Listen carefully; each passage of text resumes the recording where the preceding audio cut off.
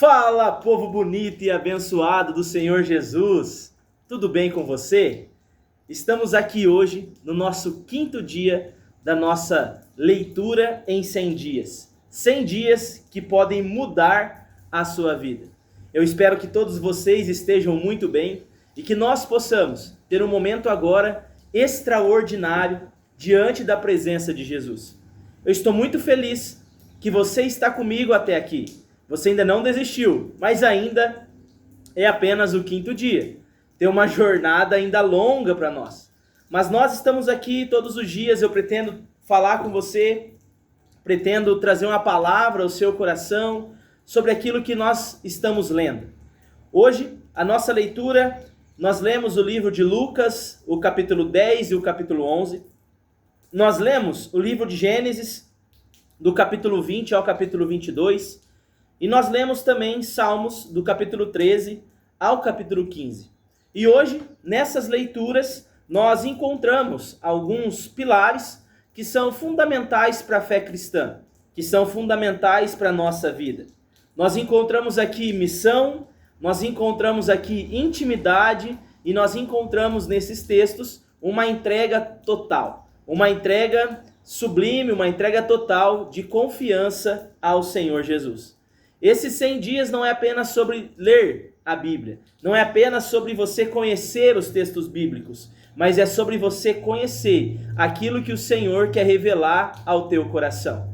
E antes de eu continuar, eu quero pedir para você que ainda não é inscrito nesse canal, se inscreva, comente o máximo que você puder, curte aí para que possa alcançar o máximo de pessoas possíveis e me ajude compartilhando também com os seus amigos e familiares. É sempre uma alegria poder trazer uma palavra ao seu coração. Então vamos dar continuidade. Nós começamos ali com a leitura no capítulo de Lucas, no livro de Lucas, no capítulo 10. E ali nesse texto nós encontramos uma grande comissão, o envio dos 70. Quando Jesus pega e envia ali 72 discípulos para irem e cumprirem o seu chamado, para irem e cumprir aquilo que o Senhor está os chamando a fazer. Nós encontramos no livro de Lucas, no capítulo 10, no versículo 2, nós encontramos Jesus dizendo: a seara é grande, mas os trabalhadores são poucos. Meu irmão, a seara, o reino é muito grande, o mundo é muito grande, mas os trabalhadores são poucos. E eu quero fazer um desafio para você. Seja um trabalhador desse reino. Seja um trabalhador dessa seara. Não há nada mais gratificante nesse mundo do que falar de Jesus, do que viver Jesus, do que caminhar com Jesus. Jesus não está nos chamando apenas para sermos espectadores daquilo que Ele tem feito. Jesus não está nos chamando apenas para olhar, sentar e ver as coisas acontecendo para aquilo que Ele tem feito em nossa vida. Jesus procura trabalhadores. Homens e mulheres que vão trabalhar na tua obra. Homens e mulheres que vão colocar a mão no arado. Homens e mulheres que vão continuar a falar desse reino e dessa vinda maravilhosa que é do Senhor Jesus. E antes de nós estarmos dando início, antes de Jesus os enviar, Jesus orienta ali os trabalhadores, Jesus orienta ali os discípulos, os enviados, dizendo: rogai, pois, ao Senhor da seara. Quem é o Senhor da seara? O Senhor da seara, meu irmão e minha irmã, é o nosso Deus, é Jesus. Ele é o dono da seara, Ele é o Senhor da seara e a nossa missão é através dele. Mas antes de você ir, antes de você sair, antes de você avançar, você precisa orar. A missão, ela começa quando nós oramos. Por isso que nenhuma igreja, ela abre, mas igrejas nascem. Nascem primeiro aonde? No coração de Deus. Depois no coração de um homem ou de uma mulher que desejou cumprir essa missão, que desejou cumprir e levar esse reino, levar essa palavra adiante. Não existe em nossas vidas uma vida espiritual saudável, uma vida espiritual com Cristo, sem antes uma vida na dependência do Senhor Jesus. Nós não podemos ter uma vida saudável espiritualmente sem depender do Senhor. E esses 100 dias fala muito sobre isso. Esses 100 dias não é apenas uma leitura, mas são 100 dias de treinamento espiritual. sem dias que você vai ser confrontado, sem dias que você vai ser ali alinhado o seu coração. E quem sabe, você que não me escuta, não vai sair desses 100 dias desejoso ou desejosa a se tornar um trabalhador dessa seara. Um futuro pastor, uma futura pastora, um futuro missionário, uma futura missionária, evangelista, alguém que vai sair e anunciar o reino. Alguém que vai sair e vai falar desse amor. Continuando a nossa leitura ainda no capítulo 10, no versículo 42, nós temos ali um diálogo entre duas irmãs. Nós vemos ali Marta e Maria, né, uma aos pés de Jesus e outra trabalhando, cuidando da casa, fazendo os afazeres, afinal, né, tinha uma visita na casa dela, era Jesus, e Jesus não andava sozinho, levou os discípulos junto. E eu fico imaginando Marta na correria, precisando arrumar alojamento, precisando arrumar a comida, o almoço, o café da tarde, a janta, limpar a casa, dar um jeito. E Jesus ali ensinando, Jesus falando. E ali nós vemos que Marta fica brava com Maria, a sua irmã. Normalmente isso acontece, né? A irmã ou o irmão fica bravo por estar limpando e fazendo tudo sozinho. É algo natural da nossa vida. Isso é maravilhoso na Bíblia, de ver como a Bíblia não é somente espiritual, mas também é natural. Só que ali naquele momento, quando Marta vem e questiona Jesus, Jesus olha para Marta e diz para Marta no versículo de número 42, no capítulo 10, Maria escolheu a boa parte. Marta, meu irmão e minha irmã, ela estava muito ocupada com o serviço. E eu quero deixar bem claro aqui para você, não é errado você trabalhar, não é errado você querer receber bem a sua visita, de forma nenhuma. O serviço, ele é muito importante, só que a presença tem que ser a prioridade. Muitas vezes nós ficamos trabalhando e servindo e esquecemos de sentar, ouvir e partilhar da mesa, conversar com quem está em volta da mesa. A louça depois se lava, a casa depois se limpa, as coisas depois se organizam. Mas existem momentos que são cruciais, existem momentos que não voltam e você precisa parar e desfrutar daquele momento. Estou falando fisicamente. Agora, espiritualmente, era Jesus que estava ali ensinando. E Maria escolheu a boa parte. Maria escolheu parar, ouvir e aprender. Maria estava aos pés do Mestre. Maria estava aos pés de Jesus. Aqui está, meu amado irmão e minha querida irmã, um grande perigo espiritual, chamado ativismo religioso.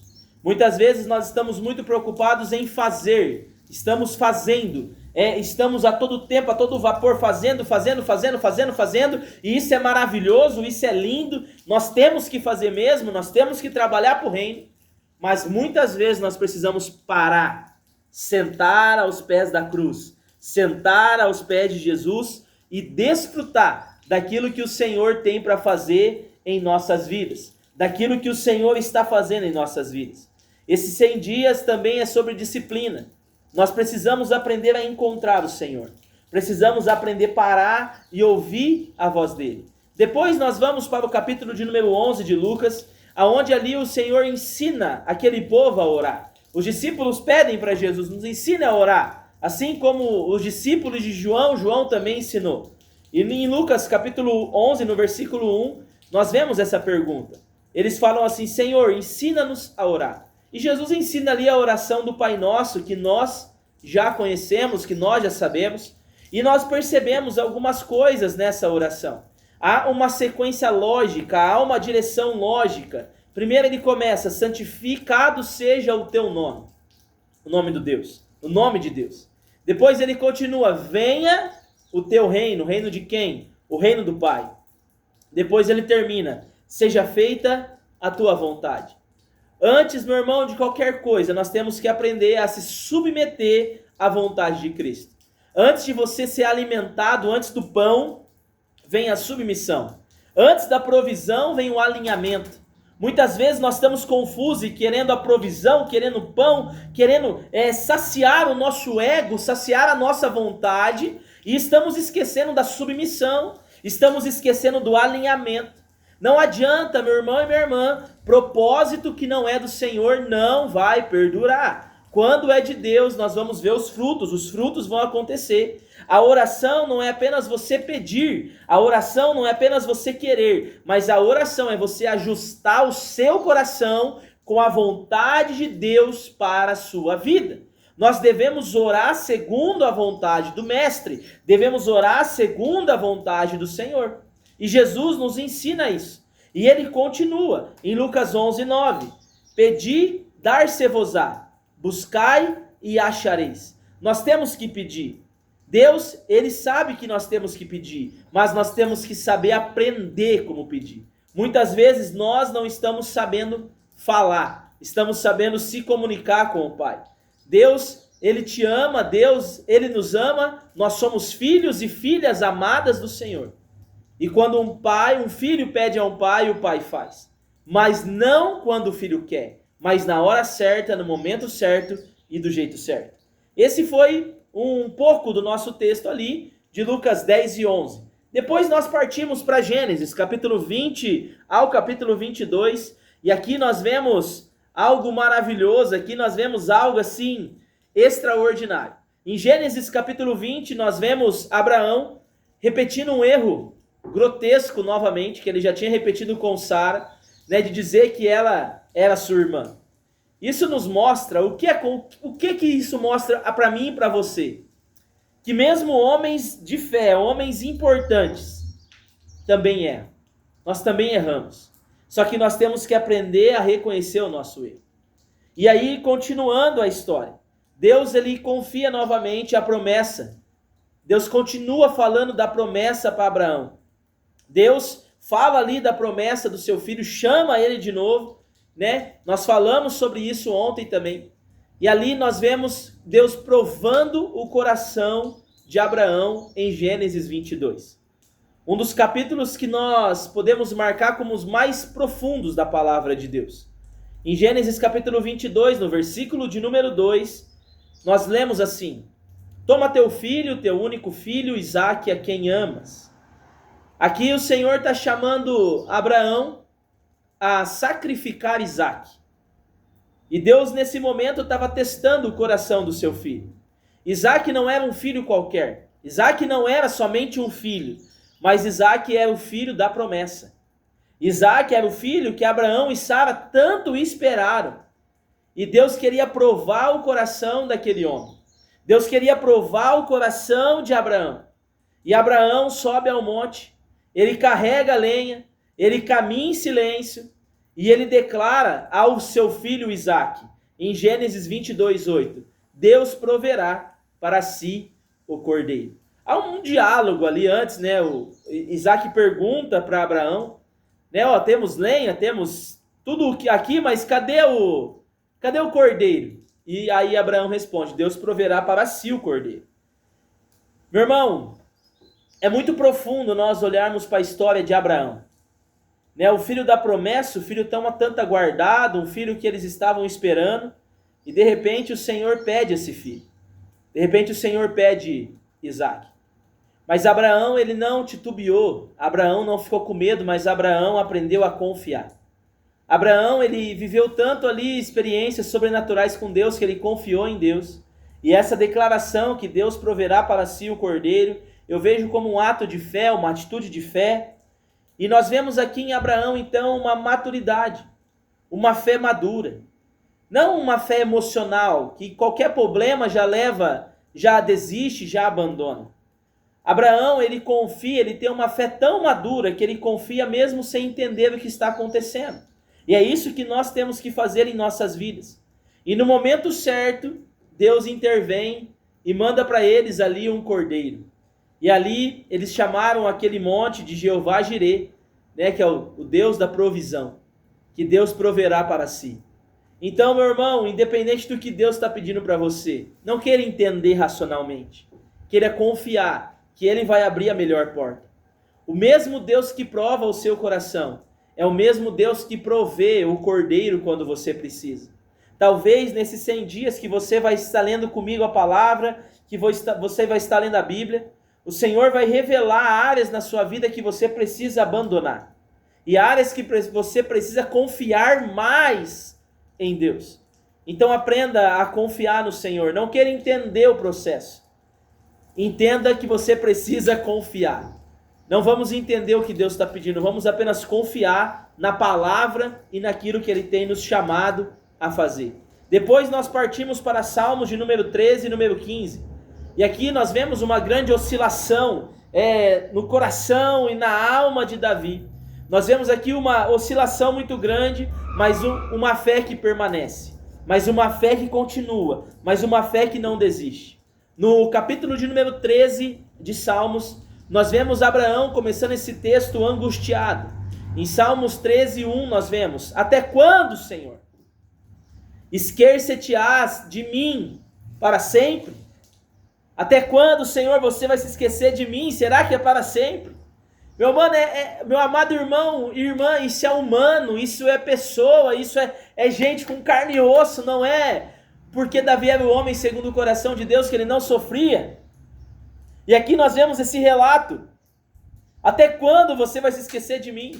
Uma súplica, um desejo, uma vontade de talvez desistir, de abandonar, de não aguentar mais, mas ele permaneceu, ele não desistiu.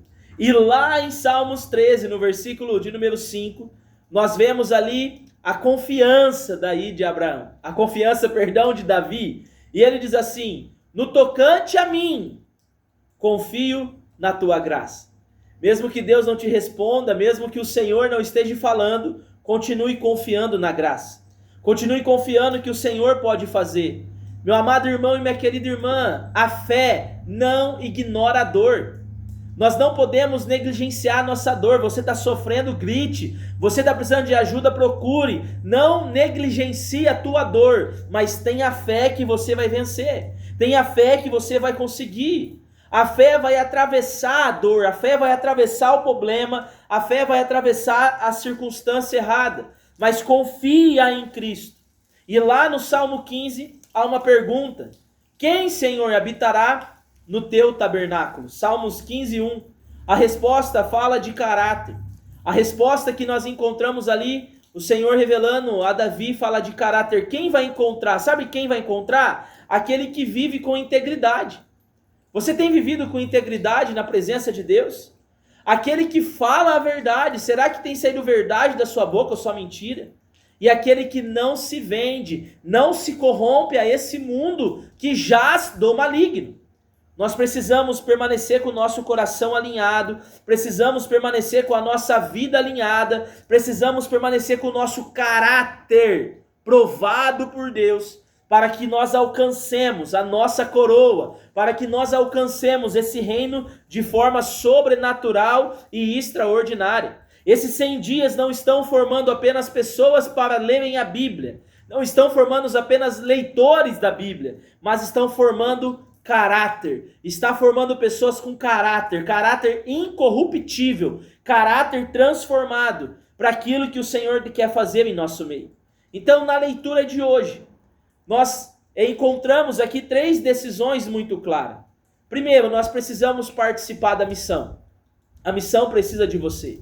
Segundo, nós precisamos priorizar a presença de Deus. Não podemos abandonar essa presença. E terceiro, nós precisamos entregar totalmente aquilo que nós mais amamos. O que o Senhor tem pedido a você? O que o Senhor tem chamado você a fazer que você ainda não fez porque você é apegado? A missão, meu irmão e minha irmã, sem oração, ela vai cansar, você vai desistir. O serviço, você pode fazer o serviço mais bonito que for, mas sem a presença, ele vai se esfriar, você vai cansar. E promessa sem entrega não vai amadurecer. Não adianta você querer viver a promessa de Deus se você não quer se entregar totalmente a essa promessa. Se você não quer se entregar totalmente àquilo que o Senhor tem para você. Sabe, que nós possamos viver esses dias buscando e se alimentando cada vez mais na palavra de Deus, naquilo que Deus tem para nós. Que o Senhor fale com você em nome de Jesus. Eu quero orar pela sua vida. Pai, muito obrigado por essa vida que me ouve, por essa pessoa que me assiste. Que a tua presença venha sobre a vida dela onde ela estiver. Que ela seja curada, liberta e transformada. Mas que ela priorize a missão, a oração e viver a promessa de maneira integral diante do Senhor. Pai amado, que o Senhor esteja conosco nesses 100 dias, em nome de Jesus. Amém. Se você ainda não se inscreveu no canal, se inscreva. curte, comenta e compartilha. E aqui eu deixo minhas últimas palavras para você.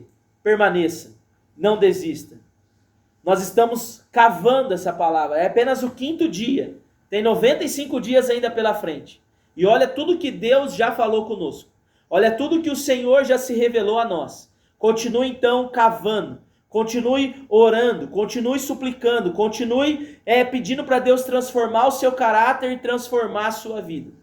E que nós possamos permanecer firmes nesses 100 dias, glorificando e exaltando o nome do Senhor Jesus.